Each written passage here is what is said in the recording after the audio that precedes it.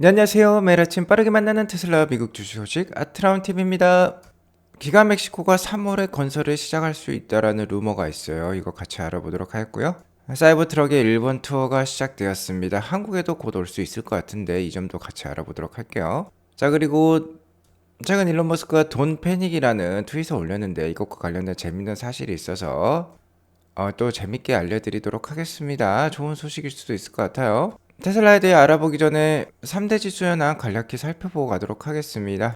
오늘 금요일장은 장 초반부터 좀 밀리는 모습을 보여주었는데요. 일단 최근 주가가 이 10년물 국채금리에 의해서 많이 좌지우지 되고 있습니다. 10년물 국채금리가 올라가면 주가가 떨어지고요. 10년물 국채금리가 내려가면 주가가 오르는 모습이 나오고 있는데 오늘은 10년물 국채금리가 올라갔으니까 주가가 좀 안 좋은 모습을 보였겠죠. S&P 500 0.48% 빠지면서 그래도 5천선은 지켜내는 모습이고 나스닥 0.82%나 빠졌어요. 자, 유가는 79.28불까지 오르면서 어느덧 80불대까지 올라온 모습입니다. 자, 이러면서 다우 지수가 나스닥보다는 좀 선방하는 모습인데 어쨌든 유가의 상승은 인플레이션 상승을 일으킬 수 있기 때문에 주의해서 볼 지표다라고 볼 수 있겠어요.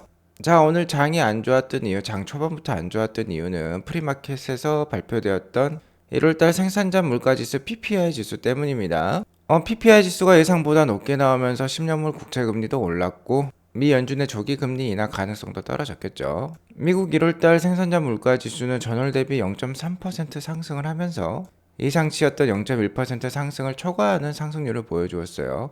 최근 5개월 만에 최고치라고 볼 수 있겠고요. 연준이 주목하는 근원 PPI 지수, 식품과 에너지를 제외한 거죠. 이것 역시 전월 대비 0.5% 상승해서 최근 1년 만에 최대치를 기록을 했습니다. 자, 여기에 더불어서 연준 위원들의 매파적인 발언이 있었어요.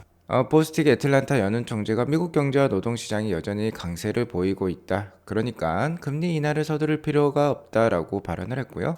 아직 연준의 인플레이션 목표치라고 할 수 있는 2%를 향한 하락이 지속이 되고 있는지 아직 명확하지 않다면서 올해 2차례 정도만 금리 인하를 예상을 한 보스틱 애틀란타 연은 총재입니다.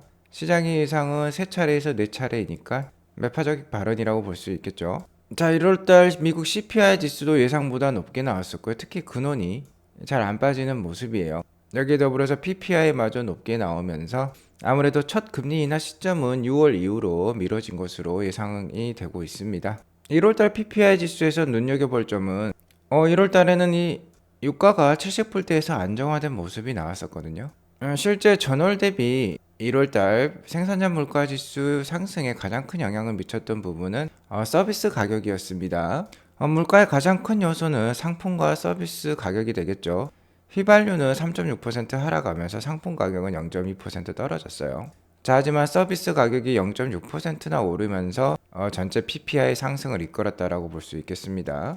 그러니까 상품 가격 0.2%와 서비스 가격 0.6% 사이가 아무래도 PPI 지수가 되겠죠. 0.3% 상승으로 나왔는데 병원 외래 진료 서비스 가격이 2.2%나 오른 게 큰 영향을 미쳤다라고 해요.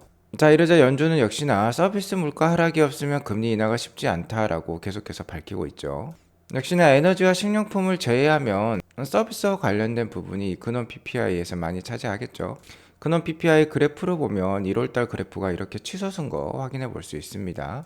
최근 1년간의 그래프를 봤을 때 가장 높은 전월 대비 상승률을 1월달에 보여주었어요. 예측이 0.1%였는데 실제 0.5%가 나오면서 상당히 시장에 큰 충격을 주었다라고 볼 수 있겠고, 이전에 기록했던 12월달 근원 PPI 전월 대비 수치가 마이너스 0.1%였습니다. 그러니까 물가가 하락 기조에서 지금 상승 기조로 크게 방향을 틀었다라고 볼 수 있겠죠. 헤드라인 PPI 지수도 마찬가지입니다. 최근 전월 대비 물가가 계속 빠지는 모습이었어요. 여기 보시면 마이너스 0.5%, 0%, 마이너스 0.1% 이렇게 나오면서 물가가 빠지는 모습이었지만 0.3% 상승이 나오면서 다시 한번 위로 방향을 튼 모습입니다. 이 PPI 헤드라인 PPI 지수도 넉 달 만에 상승세로 전환을 했다라는 건데요. 최근 CPI 상승에 이어서 PPI마저 상승하면서 금리 인하는 역시나 그 시기가 좀 연기가 될 것 같아요. 자, 그래서 오늘 새벽에 확인해본 금리 인하 확률. 일단 3월 달에 금리 인하될 확률은 10.5%로 굉장히 낮은 상황입니다. 5월 달 인하 확률이 어제는 35.9%였는데 32.7%로 역시나 떨어졌어요. PPI 지수가 높게 나오면서 금리 인하 확률 떨어졌다라고 볼 수 있겠고 6월 달에 아직까지는 가장 금리 인하 확률이 높은 상황입니다. 51.6%를 기록하고 있어요. 하지만 여전히 시장은 올해 한 4차례까지의 금리 인하를 예상을 하고 있는 게 이 그래프에서 나오고 있는데요. 연준의 생각은 뭐 2차례에서 3차례 정도인 것 같습니다. 아무튼 계속해서 팔로우 하면서 알려드리도록 하겠고요. 일단 다음 주 월요일장은 대통령의 날로서 미국이 휴장입니다. 자, 그리고 다음 주 수요일에 엔비디아 4분기 실적 발표가 있는데 최근 AI 주식이 폭발적으로 상승을 보여주었고 이에 따라서 나스닥 위주의 상승이 좀 나오긴 했는데요.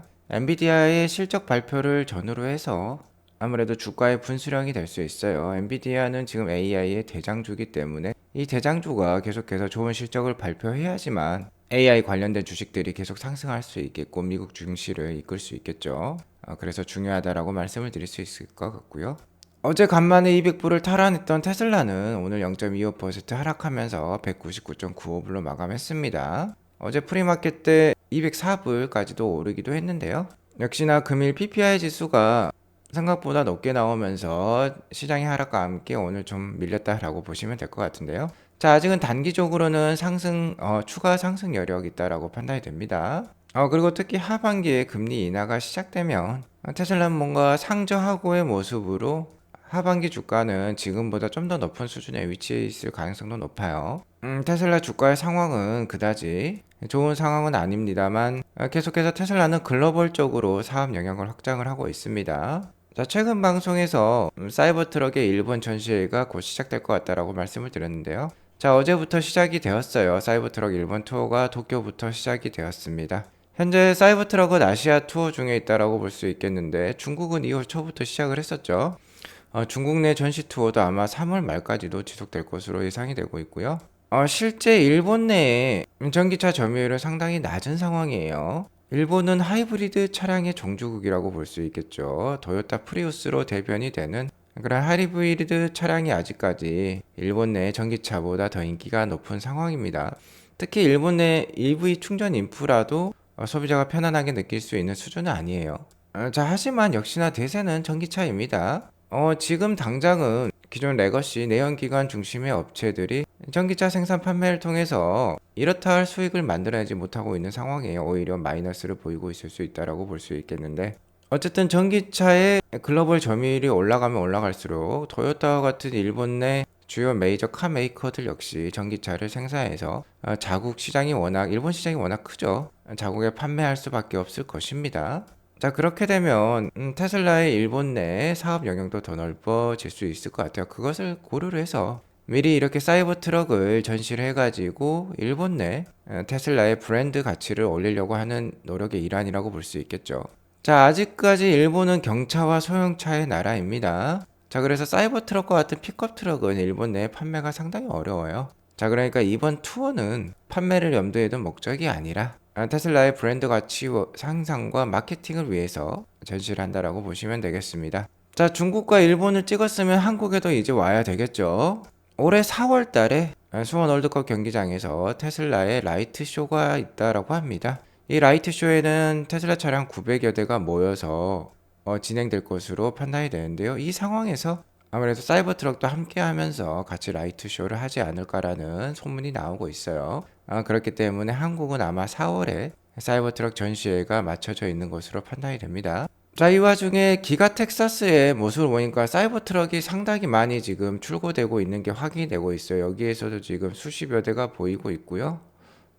자, 이렇게 길가에 있는 주차장에도 많은 사이버 트럭이 출고를 앞둔 것으로 나오고 있습니다. 사이버 트럭의 램프업이 잘 진행이 되고 있는 것으로 판단이 돼요. 자, 이렇게 군데군데 사이버 트럭이 계속 보이면서 자, 앞으로 사이버 트럭의 큰 램프업 한번 기대를 해보도록 하겠습니다. 자, 여기에도 사이버 트럭이 일렬로 상당히 많이 보이고 있죠. 여기 많이 보이고 있습니다.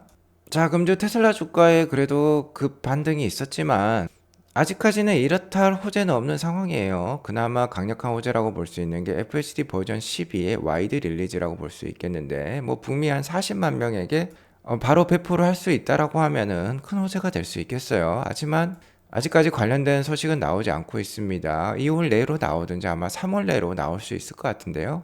자, 이러한 상황에서 멕시코 공장, 기가 멕시코가 되겠죠. 올해 3월에 건설이 들어가게 되면 상당히 강력한 호재일 수 있습니다. 누에보레온 주지사인 사무엘 가르시아 이분께서 테슬라 기가 팩토리 멕시코가 3월 산타카타리나 지역에서 건설을 시작할 것이라고 발표를 했는데요.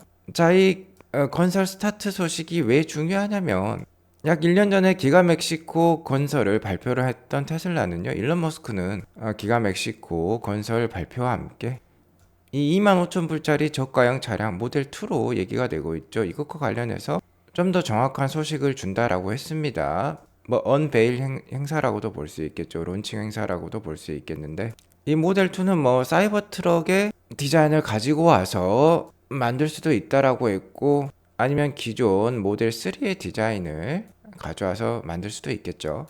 아무튼 테슬라 수석 디자이너인 프란츠의 의견에 따르면요. Feels like it's a continuation of the idea of the future라는 말이 있는데 미래에 대한 아이디어의 연속이라고 표현을 하고 있습니다. 이 모델 2는 완전히 획기적인 제품이라고 보시면 돼요. 일단 생산 방식부터 기존의 뭐 컨베이어 벨트스런 그런 방식을 벗어납니다. 부품을 따로따로 하나하나씩 도색까지 해서 만들어가지고 레고처럼 조립하는 그런 언박스드 제조 프로세스를 도입할 예정이고 이에 따라서 원가를 획기적으로 낮출 예정이에요. 그리고 이에 더불어서 완전 자율주행 로보택시의 근간이 되는 모델이기 때문에 미래에 대한 아이디어의 연속이라고 표현할 수 있겠죠. 자, 중요한 말은 이겁니다. A product for the masses.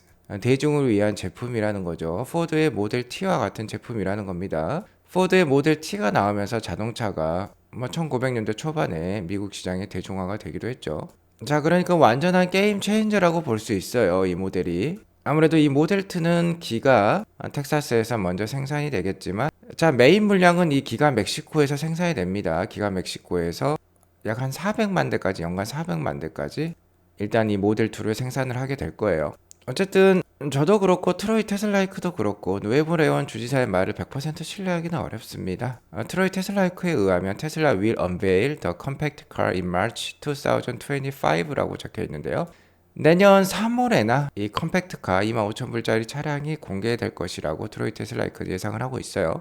그 말인즉슨 2024년 3월 그러니까 올해 3월이 아니라 내년 3월에나 기가 멕시코 건설이 시작될 수도 있다라는 뜻이죠.